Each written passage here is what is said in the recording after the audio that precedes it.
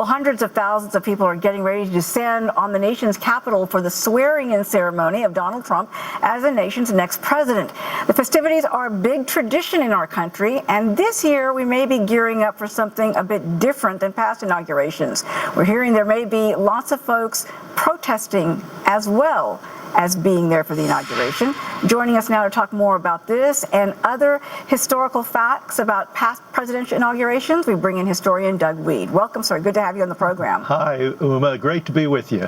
You know, the inauguration symbolizes the peaceful transfer of power to everyone around the world. It's celebrated and revered, yet has there ever been a time in our history where the country has witnessed such a contentious atmosphere between the losing party and the victor over the legitimacy of an election when this close to an inauguration? Yes, there has been. We've had some really rough rides, and usually it's when it's from one party to another party. Let me remind you, Uma, of 1968 and 69 when Richard Nixon became president. LBJ, Lyndon Johnson, there had been race riots across America. 120 cities, neighborhoods were burned to the ground. There were tanks in the street. There were students in the street saying, hey, LBJ, how many kids did you kill today? And then the power was transferred to Richard Nixon, so the same gangs were in the street. Nixon's daughters, Julie and Tricia, were in college, and as they walked across campus, students would spit on them. Their father was the president of the United States. So yes, we've had some bitter times. I know everybody thinks this is totally unprecedented. It's not. Well, you know, we're hearing there's going to be lots of protests in Washington when Donald Trump is inaugurated, and you're saying that has happened before, and from what you described, in a much more graphic way.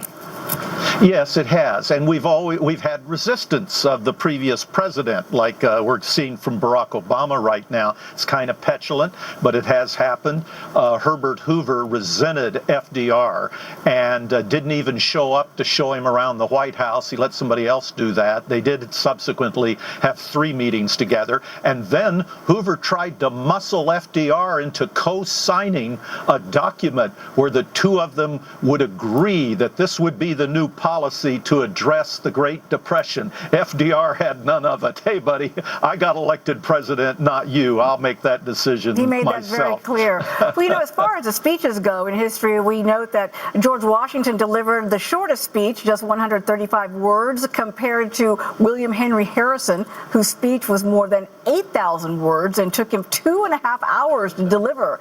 In today's digital electronic era and short attention spans, should there be a time limit on a speech to be effective in your view? I don't think we're going to have a problem with Donald Trump, Uma. I mean, he's the Twitter president. I think he's going to be just fine. And, you know, for all the concerns people have about Trump, the East Wing, they've got that made. They come to the East Wing, the ceremonial part of the presidency, better equipped than any recent president we've ever had. That's what they do, is put on events and run hotels and entertain. They're billionaires. So President Trump and Melania's first lady, Ivanka, this family, I think they're going to have a great inauguration, and I think they're going to do a great job. Well, you know, we know that some presidents' words, like Kennedy's, ask not what you can do, what your country can do for you, ask what you can do for your country, and Lincoln's great line with malice towards none and charity toward all, it still resonates despite the decades. Is there any pressure and an expectation for a new president today to deliver a speech that will be remembered for generations to come, and isn't that setting a bar too high? Yes, probably is. You know, I've read all of those speeches, and if you take off the name of the president and just read the speeches, some of them are quite good. And then you put on the name of the president and you say, oh. So it's really history. It's the future that writes the past. And sometime in the future, they're going to decide whether this was a good president or not. And if they think he's a good one, they're going to pick out good words and say, yep, he said this or he said that. So we're going to have to wait to see that happen. And really quickly, in the few seconds I have, as for outgoing presidents, most leave town, but President Obama is going to be just a few blocks away from the White House. There is a tradition for those in that elite group not to criticize the one that succeeds them, but this time we may see a very different scenario, right? That's right, and that's unprecedented, and that's extraordinary. We'll see what happens and how the American people react to that.